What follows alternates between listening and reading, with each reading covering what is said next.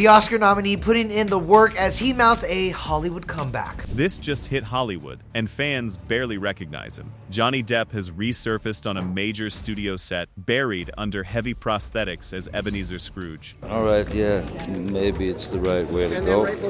I'll try this. After years away from the spotlight, this role feels deliberate, symbolic, and risky.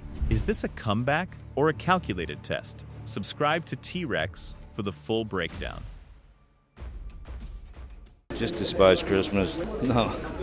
You know, the Alistair Sim version of Christmas Carol is, in terms of film, cinema altogether, is one of my favorite films. Hollywood loves a resurrection arc, and this one arrives wearing prosthetics, pajamas, and a nightcap. Johnny Depp is back on a London soundstage, and the internet is collectively squinting at paparazzi photos, trying to confirm that the heavily made-up Dickensian figure is, in fact, him. At 62, the actor has stepped into the role of Ebenezer Scrooge for a new adaptation titled Ebenezer: A Christmas Carol, a project that loudly signals his re-entry into the studio system after years of carefully managed distance. The transformation is doing half the press tour's work. Heavy makeup, facial prosthetics, salt and pepper hair, and a hulking blue and black coat have erased the familiar rock star pirate silhouette and replaced it with something deliberately stiff, aged, and haunted. This return is not subtle. It is staged, costumed, and lit like a message. After years defined less by premieres and more by court transcripts, Depp's reappearance is designed to feel weighty, almost ceremonial. The choice of Scrooge is not accidental. A miser haunted by ghosts, forced to confront his past and rebrand his future, is a character soaked in symbolism. Hollywood notices these things. Fans notice too. The question hanging over the set photos is not whether Depp looks different, but whether this unrecognizable image is the point.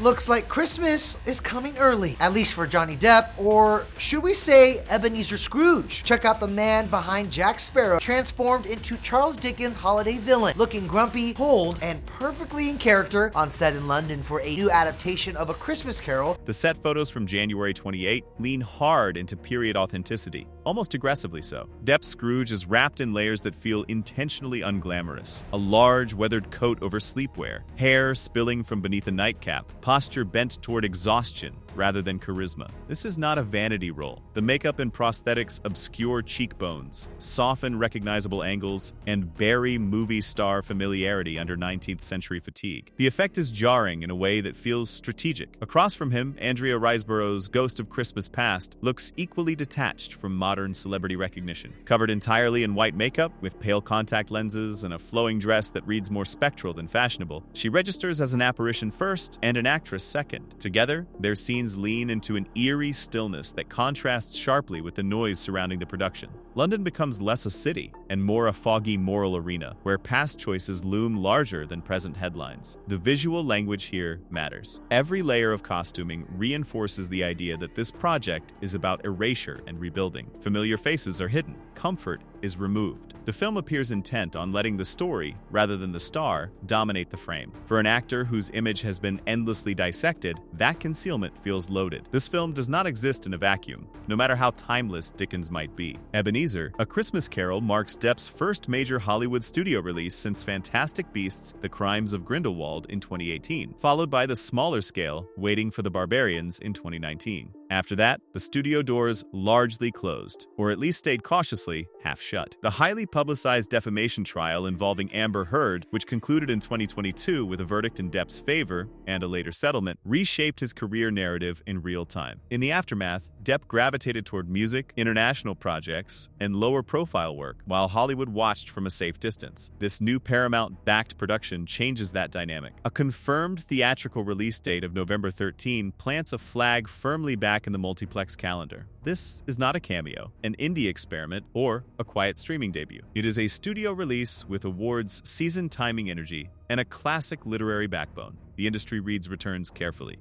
Casting Depp as Scrooge suggests calculated restraint, an established story, a respected director, and a role that emphasizes craft over spectacle. It signals a willingness to re-engage without pretending the last several years did not happen. Hollywood loves plausible deniability wrapped in prestige, and this project offers exactly that. The selection of T. West as director adds another layer of controlled unpredictability. Known for X, Pearl, and Max X Sign, West carries a reputation for stylized intensity and psychological psychological unease rather than cozy holiday fare. His involvement hints that this adaptation may lean darker, stranger, and more unsettling than traditional comfort viewing versions of Dickens' story. That tonal edge aligns neatly with Depp's current career positioning, serious, slightly ominous, and uninterested in nostalgia for nostalgia's sake. West's films often explore obsession, decay, and identity, themes that map easily onto Scrooge's moral reckoning. The decision to pair a director associated with modern horror sensibilities with a Victorian morality tale feels intentional, even provocative. It suggests a version of A Christmas Carol that prioritizes discomfort over warmth, reflection over sentimentality. This creative pairing also reframes Depp's comeback as an artistic choice rather than a forgiveness tour. Instead of easing back into familiar blockbuster territory, he steps into a role that demands stillness, restraint, and an acceptance of being visually unflattering. Under West's direction, the ghosts are unlikely to feel cute, and redemption may arrive with sharp edges intact. The project positions itself as less of a holiday movie and more of a reckoning.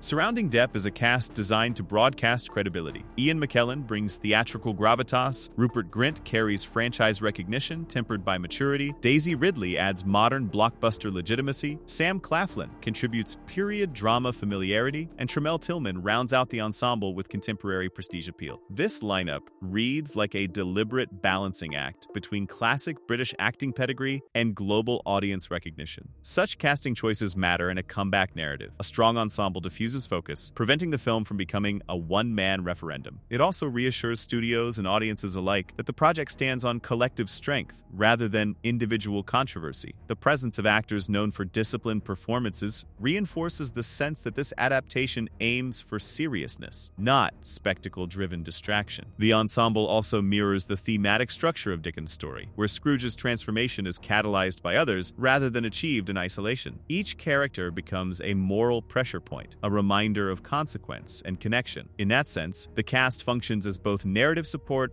and reputational scaffolding. It signals that Depp's return is being carefully framed within a larger artistic ecosystem, one designed to carry the weight if scrutiny intensifies. The reaction to Depp's unrecognizable appearance reveals as much about audience psychology as it does about makeup artistry. The fascination is not purely aesthetic. It taps into a broader cultural appetite for visible transformation, especially when tied to narratives of downfall and return. Seeing Depp disappear into Scrooge allows viewers to project meaning onto the disguise, whether as penance, reinvention, or strategic humility. The choice of A Christmas Carol amplifies this effect. Dickens' tale is about accounting, memory, and the cost of emotional isolation. Casting an actor whose public life has been relentlessly examined adds a meta layer that the film does not need to explain out loud. The symbolism does the work quietly, frame by frame. With a November 13 theatrical release confirmed by Paramount Pictures, the countdown is less about box office and more about perception. This film will be read as a temperature check on Hollywood's willingness to move forward and on audiences' readiness to engage without relitigating the past. Whether the performance lands as triumphant, restrained, or merely competent, the visual of Depp as Scrooge has already done something important. It has shifted the conversation from scandal to spectacle, from courtroom to costume, from accusation to adaptation. In Hollywood terms, that shift alone qualifies as a successful first step back into the spotlight. Whether this transformation becomes a redemption arc or just another strange chapter depends on what audiences decide to see beneath the makeup. One thing is certain, Johnny Depp has officially stepped back into the spotlight, not as a pirate or a heartthrob, but as a haunted old man counting his ghosts. Hollywood is watching, fans are debating, and the past is very much in the room.